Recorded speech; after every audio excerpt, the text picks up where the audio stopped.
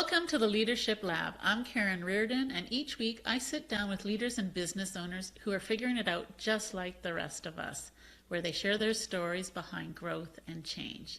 Today I'm thrilled to be joined by Jon Sheldon of Belleauwood Coaching. Jon, so good to have you here. Thank you so much for sharing your time with us today. How are you doing?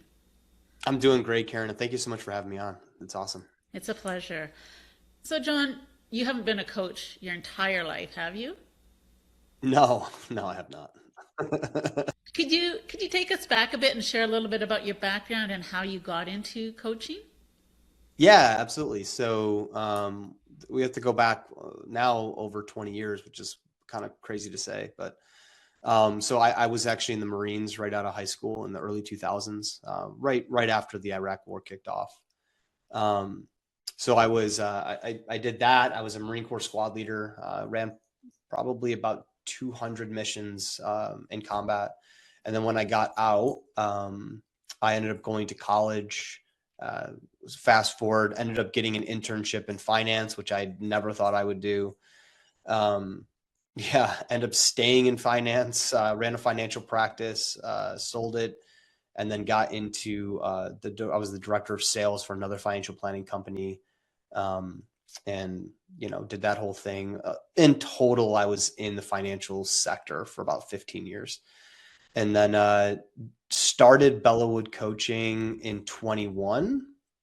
While I was still the director of sales, did kind of like a soft exit. Ended up kind of signing a pretty cool contract that gave me the freedom and flexibility to go full time into my coaching business, which was really cool and fortunate. And that's kind of where we are landed today, right? I've actually been a paid coach, meaning that companies have paid me to coach mostly their financial advisors since 2014. But as far as Belleauwood is concerned, that brand has existed since 2021. Nice. So, how did you make the leap from finance to coaching? What was the impetus there, or the aha moment, perhaps? Yeah. Um, I think leadership, I've always been I guess the best way to pull it, and this is not my words, it's others people, is like the pillar of my friend group. I've always been that guy for my family as well, to be quite frank. So I'm the guy that has always gotten the calls for the tough conversations, I wouldn't call it the slap in the face type of conversations, but people know, if I, everyone talks about like their innate skill or whatever. If I have one, I truly think that I do a very good job of taking myself out of situations and looking at it from a third party perspective. Um, to a fault, probably, to be honest with you. It's definitely not been great in relationships, but but but but on a professional, and I'm happily married, by the way. It's fine, but you could, yeah, like you got to be in your world too, right? But I've always had that ability to like look at somebody and not be afraid to tell them the truth of how I see the situation. And I think that's really where it came to. In finance, you're really encouraged. Like coaching is very, very common to people to hire a coach or a consultant or something like that. You're all like 1099 employees underneath larger companies. That's primarily how the industry works. Everyone calls themselves an independent, but less than, I would say, a fourth of the actual financial population are independents, true independents. And the only reason I say that is because that's kind of how I was exposed to it. I had worked with coaches as a financial advisor myself. I had actually hired one to try to figure out my next path in life. I was in this director position, kind of like checking all those boxes on the path to owning an entire financial firm, and didn't want to. And I knew that pretty early. It's like, yeah, once you got into the directorship level type of stuff, it was a lot different than just focusing in on helping clients, which is what financial advisors tend to focus on, right? And it was more on a bunch of the other pieces of the business, the background stuff that I just didn't like to do, quite frankly. I like to lead, I like to help, I like to do that stuff. But as far as like recruiting and stuff, it just didn't really hit my vibe. So long story short, I had hired a coach. And through that exploratory phase, she had encouraged me to basically say like, hey, you used to do this in the past, which I did. and I'd taken a kind of a sidestep to that. Like, it's kind of what you do now already for junior advisors in the leadership capacity. Have you ever thought about like starting your own coaching brand? I was like, no, I really hadn't. Again, what I ended up doing was she really encouraged me to basically call some of the people that I had mentored in the past and just ask them a very simple question, like, hey, if I started a coaching company, would you pay me? Right. It's, long story short, that's really what it was. Right. Like, that was the conversation. Like, if I did this for real, would you sign up? Is this like profitable? And very humbly, all of them said yes. And so I came out of the gate really hot. A bunch of my prior mentees, became coaching clients. And then we were kind of off to the races. I kept it pretty small while I was still the director of sales. That was the deal that I made with the company I was working in. I had said no to any type of more leadership. And I had said, I'm going to start back up my coaching brand. They were actually really supportive, is probably not the best way to put it. But they did have the opportunity to not allow me to do it. And they did. So our deal was keep it small, right? And make sure that my first thing was first, which again, they were paying my salary. So we had to keep that in consideration, but ended up weirdly enough signing them to a institutional coaching contract, and then leaving my job. And now they're my biggest client by far. I love that. I love it. I think that's amazing. Um, yeah, that's brilliant. If only we could all do that, huh? It was really weird. I did this on another podcast. Actually, it was, I don't remember which one it was, but we went, the entire conversation was basically that. What ended up happening, Karen, if you're at all interested, was I was in a quarterly meeting with my CFO, who is a very straight shooter. I love her to death. She's just very boom to the point. And I was actually coaching one of their most successful advisors in the firm. He was actually a client of mine. And she just asked me a simple question. It's not going to blow anything up. She says, well, what are you doing with Dan? Like, what is going on with that? And so I said, well, if you really want my opinion, I could come in and show you guys what I do. And she's like, and she just said, yeah, we'd love to. And then that turned into a proposal. And then my CEO, who I'm also still very close with, he's an amazing human being. After the kind of the proposal, he sat back in his chair and he just goes, Jon, it sounds like you're not going to be working for us anymore. And I said, well, Jim, if you want what I did for Dan for the rest of the organization, yeah, that would be correct. I won't be, not in that capacity. And so, well, I keep saying long story short for some reason, but they said yes, right? And we moved on from there, and they're still a great client of mine. But I just took the chance. I took the chance and said, hey, why don't I come and show you guys what I do then? And then gave them a proposal. Yeah, I love that. I love the way you're able to exit them, but also remain friends and also help them, right? I think that's beautiful, the way that sort of just all sort of comes full circle. So you've gone through, you've worn a few hats to get to this point. What does your day-to-day focus on now? What does that look like for you? Where are you spending your energy? Depends on the day, Karen. No, but so Mondays and Fridays I spend on running the business. Okay. So Mondays are basically all my outreach, if I'm doing any marketing, things like that. Fridays are a lot of professional and business development. So like this would be considered business development, right? This is a Friday. So I do everything on the bookends. So again, marketing and then business development and personal development too. So I spend the majority of today reading, listening to podcasts, doing podcasts like this, trying to become a better coach. I finished a couple coaching schools. I'm just about to get my PCC, it's called in the coaching world, from the ICF. And so I do a lot of that. I continually make myself better. I think it's really important as a coach to, I wouldn't say be one step ahead, but continuously be learning for your clients and for yourself, right? I'm continuously getting better. And then Tuesdays through Thursdays are 100% dedicated to client meetings. So it's Tuesday, Wednesday, Thursday. It's I'd love to say it's not 7 to 7, but it is pretty much 7 to 7. My first meeting starts at 7:30 every day, and my last meeting is usually about 6. So it's pretty packed. It's not, it's not back to back to back to back. Some days it is. But yeah, it's pretty slammed in there. And that's why I've chosen that path. I like that path because days like today, I had a crazy day yesterday. I hosted this event with another colleague to a bunch of chiropractors, and they were all here till like 9, right? In the office, we have this cool meeting space that we've created, and it was really, really cool and special. But that was long, and so today was more of a relaxed Friday, right? But I think that's important. I think it's important to stay. I choose, one of the reasons I do that, Karen, is I only have short contracts.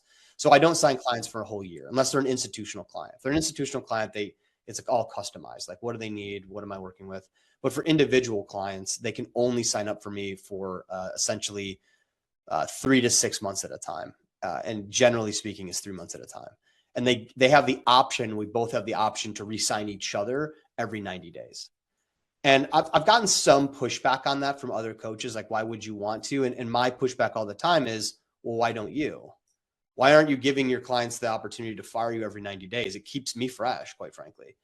Like, I'm consistently trying to provide value every single session, because it's almost like, hey, my client doesn't have to resign after 90 days. They're not stuck into this annual contract. And there's nothing wrong with those. I used to do that all the time. But as a person that has hired, I think probably 4 or 5 coaches in my life, the annual contracts for me, they got stale after 5 months, sometimes 6, 7, 9 months. Sometimes it's like, I'm kind of there where I needed for the reason I hired the coach. And so that's how I just view coaching. It's like, I should be not only helping my clients either grow or get through obstacles, but also teaching them the way that they're able to do that.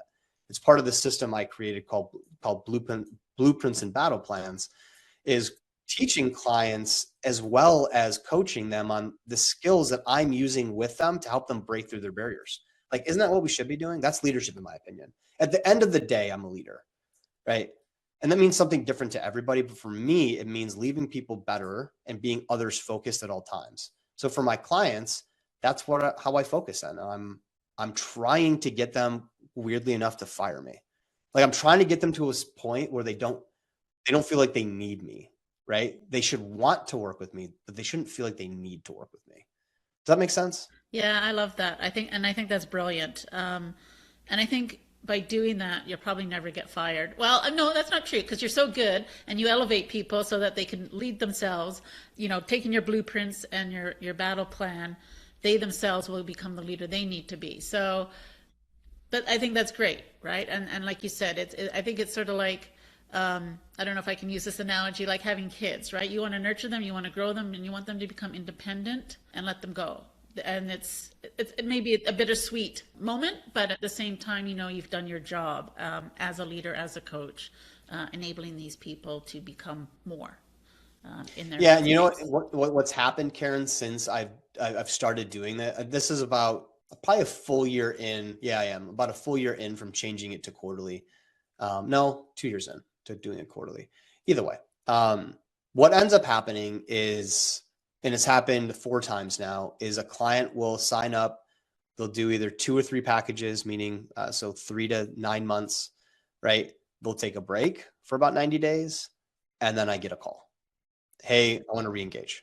It's happened 4 times now. At the first time when the first client actually left, I was like, oh man, did I screw this up? Like, this kind of sucks, you know? But you weren't expecting them to leave, were you? No, not really, right? Kind of in the back of your mind, you're like, oh, they'll probably just stay, right? But no, what was really cool, and his name is Jake. I won't reveal his last name, but his name is Jake, and he called me and he said, hey man, there's this actually really great opportunity for this like business owner school at the University of Buffalo, and I think I really want to do that. And what was really awesome is we ended up coaching him into that decision. That was the right move for the next 90 days. And I think, again, should be coaching. I coached him, quite frankly, into firing me because this was such a great opportunity. Only 25 people are invited a year into this program, right? He got to do it for 90 days. He came back and said, hey, I got so much information. I need to figure out how to execute on this. Let's re-engage. That worked perfectly. So yeah, was I a little bit nervous when he quote unquote fired me? Of course I was, right? But when he came back, it worked exactly how I thought it would and how it should work, right? He got so much value from that school that he went to.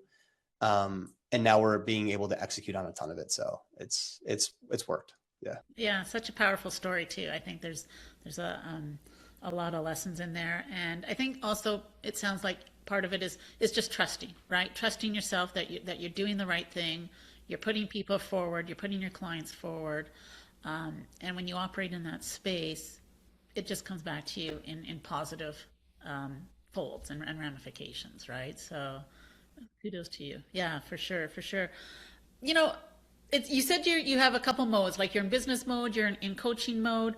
Now every business, has a few areas where things come along really well, and maybe some spaces or areas where things are a little more of an uphill climb.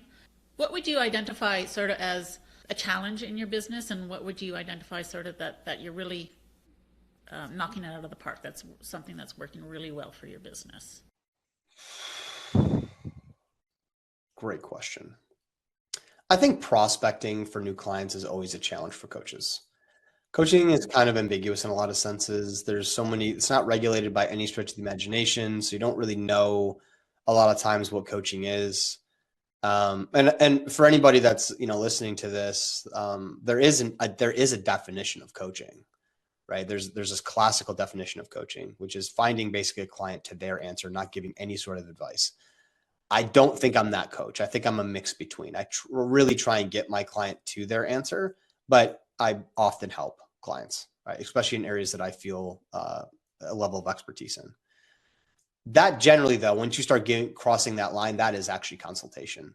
And I think that's actually a little bit easier, quite frankly, to find clients that are looking for more of an answer, right? Instead of finding their own. So I think, and the reason I bring that up is because you can look on social media, and if you're selling like a program, no offense, but that's really not typically coaching. That is a program, and it's a consultative program. You're telling people, follow this program, do this thing. That's not necessarily coaching in the classical sense of the definition.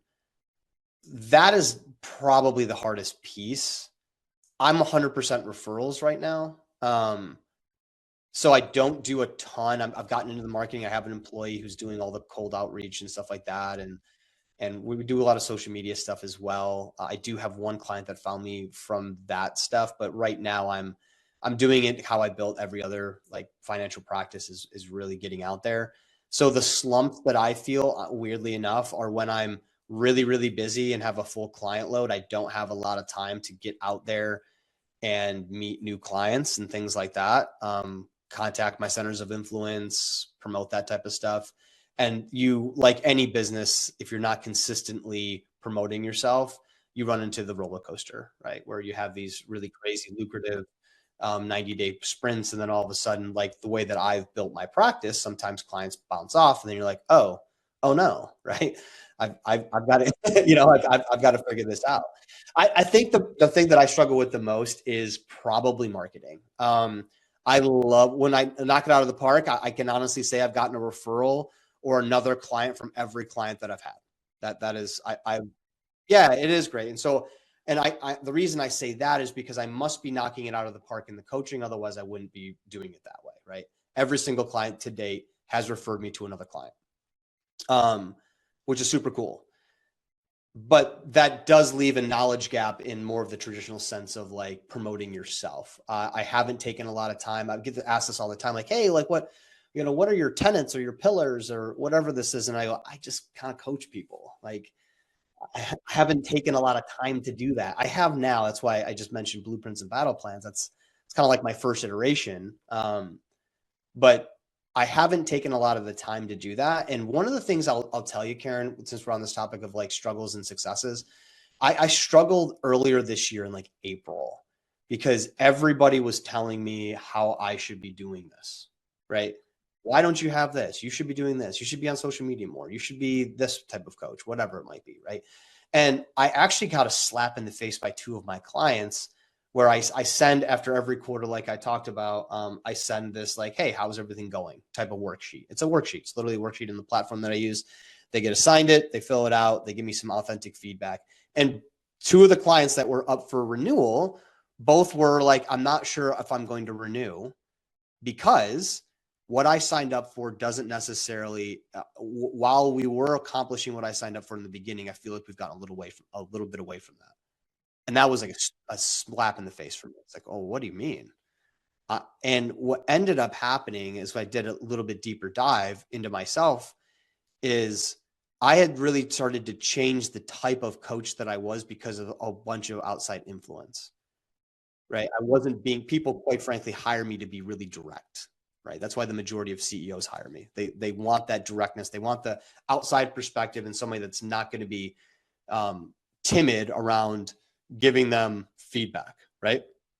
On the decisions that they want to make or figuring that out. And I had gone a little bit away from that. I'd gotten, soft is a bad word for it, but yeah, I'd gotten a little bit soft in my coaching, which isn't my brand. And quite frankly, now I'm not an asshole, right? But I do have a presence about me that people hire, right? They're hiring me, right?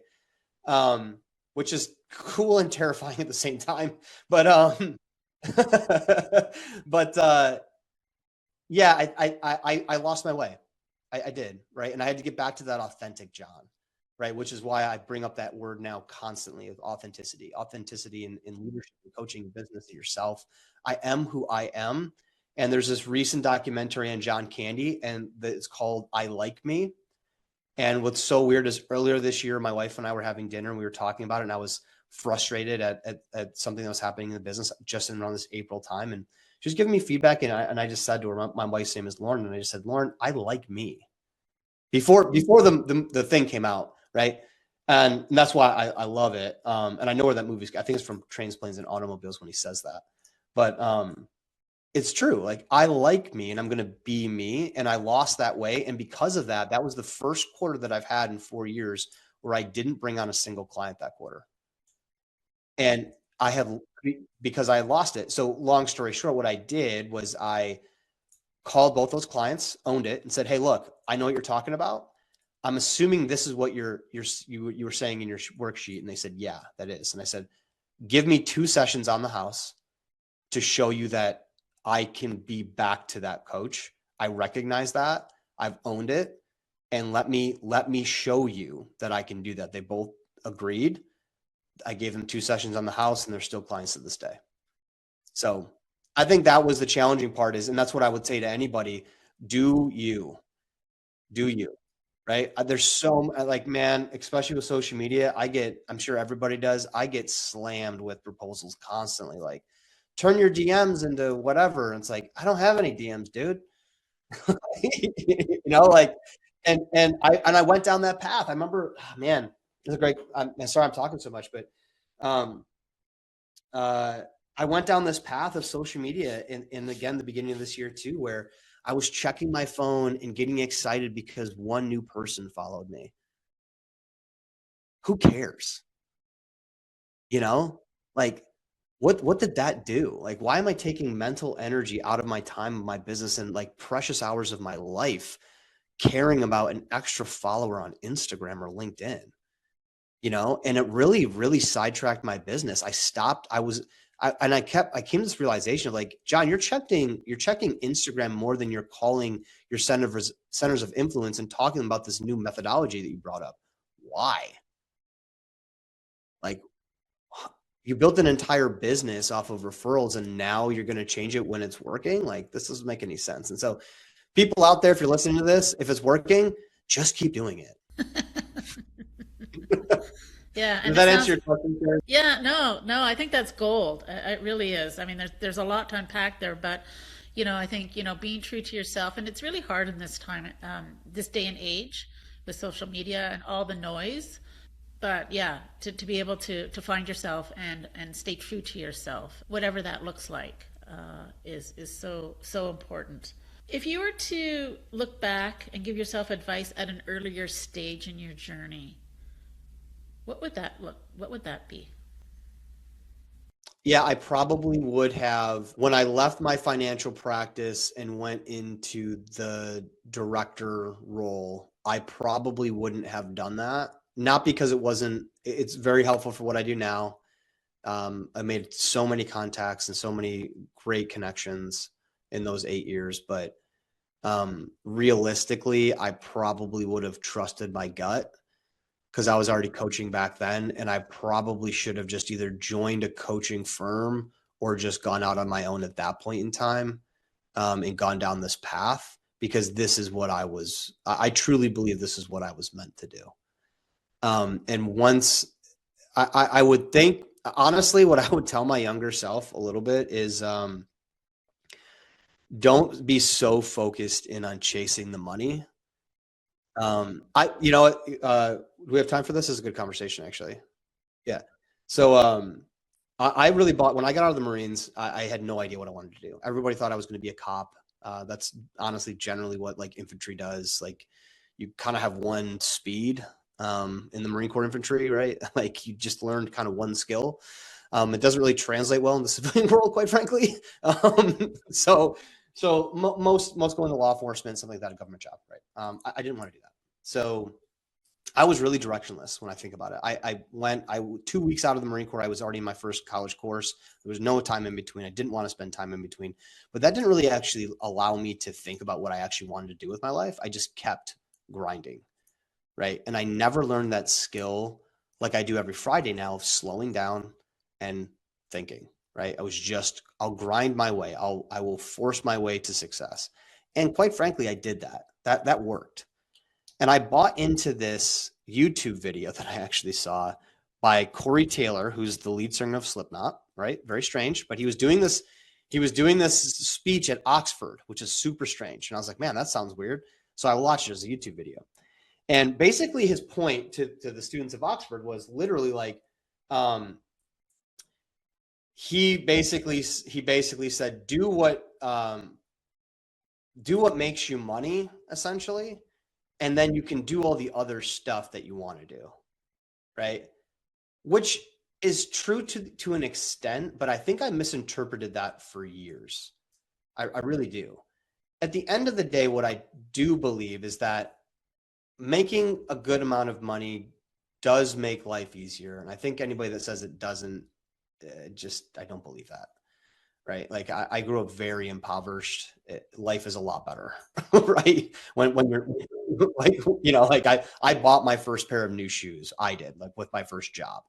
But I think that what I would have learned or told myself is to slow down and really create that vision, or think about that vision I really wanted for my life, and just start going after that. Right. Like, I was always really good at being a leader in high school, in the Marine Corps. Like, that was my thing. I wish I had listened to like my internal authentic self more, because I spent 15 years in finance and progressed pretty high up, and I hated every day, like every single day, putting on that suit. Yeah, the suits are great, right? Like, it's fun to dress up and look nice. But every day, I didn't feel like a clown like you see at a party. I felt like an imposter. Like looking yourself in the mirror and just being like, weirdly enough, like, who are you? You know? And if I could tell myself again, I'd be that guy in the mirror saying, Jon, just take a chance. Like, go do something that fills your soul, even if it's not this like glamorous, like financial practice. Like, go do something that puts you in your sweet spot. Because I knew what my sweet spot was back then. I just didn't listen to myself. I think we all have that, right? And I think society conditions us to really focus on the externals, and we're very driven, for the most part, by head and not heart. That's what I'm hearing, right? To really follow your heart, not your head, which is really challenging. It always has been in our society, and I think it continues to be. But I think that's a really great message for anyone listening out there, is to really take a moment of reflection and tap into your heart, and really what do you want? And if you are able to do so, follow it. That's what I'm getting from your story. Absolutely. And the other thing is too, I brought up that word vision, right? And even when you think about vision statements, I truly believe that most people are doing them wrong, in my opinion. Like, a vision board, when you see someone's vision board, what is it filled with? All external materialistic things, right? Just like you just said. And so we're like, oh, I'm doing the work, I'm doing a vision board, and it's still focused in on those things, right? what I teach people to do and what I'm a firm believer in is what's called a day in the life vision. Pick a time, and for anybody that's listening, do this exercise if you have never done it. Sit down for 90 minutes, pick a time in the future. It has to be at least a year out, and just write or talk into your phone. I do that. I transcribe notes more than I ever type. Like, just talk about that day. Wake up. How do you feel? What are you doing? Right? What got you there? Not, oh, I've got a boat. Nice. Like, well, let's get a little deeper than that. Like, how do you feel when you wake up in the morning? Like, what's your morning routine like? I think it's really powerful. It's helped a lot of clients. Yeah, I've done that myself, and I do find that it is very powerful. Really connects you to something that seems very nebulous and something that you're never going to, that might seem unattainable. So if you're able to do that and dream and write that down and feel it, it just brings it more to the present and connects you to really what you are looking for. Like you said, it's not the external stuff; what it's the internal things that are represented, that you represent externally, right? So, so yeah. So speaking of vision, if we were to sit down a year from now, what would you love to be celebrating? But it's an easy one to answer. It is as weirdly a materialistic thing, to be honest with you. My wife and I are trying to build a house. We bought a piece of land about 5 years ago, and then COVID hit, and that was not the right time to build a house. So, because plywood went like 4 times the cost in the States. So, yeah, that if we broke ground a year from now, that would mean that would be the external embodiment of a lot of good things that have happened in both my wife and my lives. And that would mean a lot of cool things for my business. Not egotistically, I want to talk to the masses. It's one of the reasons that you and I are talking today. Like I say yes to a lot of podcasts. You're great, by the way. But because I like being a truth teller. That's the only way I can put it. So if I can spread more truths to people and help people find their truths, that is kind of my mission in life, right? So if that means being on stage and doing that, I've always had that vision of like, being on stage and I've talked a lot in my financial world on stage and stuff like that. But like in this capacity, that would mean a lot to be able to be influencing in a positive way a lot of people and helping them find their truth, find their what I call their blueprints. We need more people like you out there on the stage, and I have no doubt you'll get there for sure. Before we wrap up, I'd love to leave our listeners with one takeaway. If you could offer one piece of advice to leaders navigating change in today's world, what would that be? It would be to find, I think a lot of people, and there's a lot of great leaders out there that have written a lot of really great leadership books out there. And I think those are a really good baseline in introduction to leadership, we'll call it. My personal belief is that leadership is different for everybody, and to feel comfortable and confident in finding what your leadership tenets are, what your leadership style is, what type of leader you want to be. I think there's too much, it kind of goes on this whole theme we've been talking about, but I think there's just too much of people taking, especially with social media, and not understanding, like taking a leadership tenet, we'll call it, and just embodying that. It's like, yeah, that's great, but did you really want that? Is that how you want to show up as a leader? Because I think that until you find out what type of leader you want to be, you won't be an effective one. You'll just be regurgitating Jocko. You'll just be regurgitating Max, John Maxwell, right? You'll be that. And look, great leaders, right? Both of them, two totally different generations, right? Obviously, John Maxwell is an absolute legend in leadership space, like, and Jocko is a legend in the military leadership space, right? Like, both different, both great. I've taken a lot from both of them, but I'm also my own leader, right? And I would tell anybody listening, find out who that is for you, whether you're in a leadership position.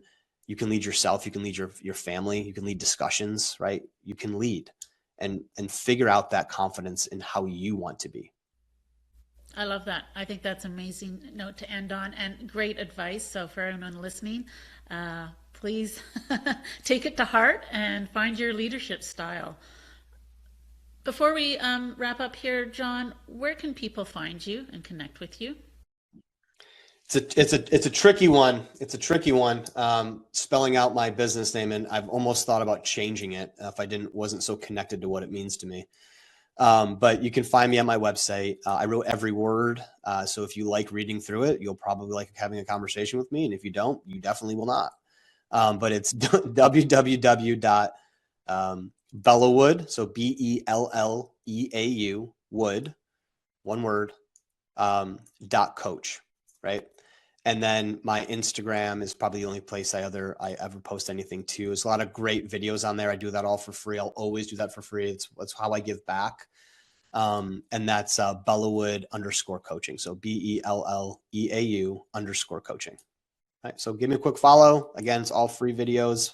I post one once a week, talking about a certain topic. Yep. That's great. Thank you again so much for sharing your time with us today. I really enjoyed our conversation. Me too, Karen. Thank you so much for having me on. Thank you. And that's a wrap for the Leadership Lab. Until next time, keep leading with intention and curiosity. Thank you for spending your time with me today on the Leadership Lab podcast. My hope is that this conversation sparked a new perspective or reinforced something you already knew. Until next time, keep leading with curiosity and intention.